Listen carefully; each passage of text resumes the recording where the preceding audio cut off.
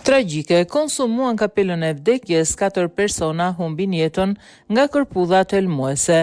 4 persona kanë ndruar jetë dhe 3 të tjerë kanë nevojë për transplante mëlçie në Kaliforni, pasi kanë konsumuar një kërpudh të njohur si kapela e vdekjes. Autoritetet kanë këshilluar të shmanget mbledhja e kërpullave tegra pasi kapelat e vdekjes ngatërohen lehtësisht me kërpudhat e ngrënshme. Më shumë se 36 raste helmimi janë raportuar që nga 18 nëntori. Shumica e pacientëve kanë zhvilluar dëmtim akut të mëlçisë, që përparon me shpejtësi dhe dështim të mëlçisë, ndërsa disa kanë kërkuar shtrim në spital në një njësi kujdesi intensiv.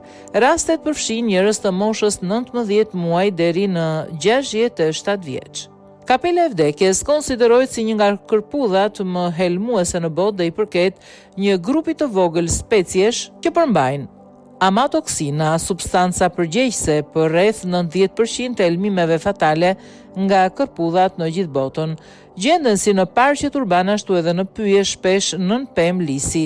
Sipas ekspertëve, simptomat e para janë dhimbje barku, të përzjera, diare ose të vjella dhe mund të shfaqen brenda 24 orëve, të zhduken përkohësisht dhe më pas mund të pasojë dëmtimi serioz deri në fatal i mëlçisë brenda 2 deri 3 ditësh.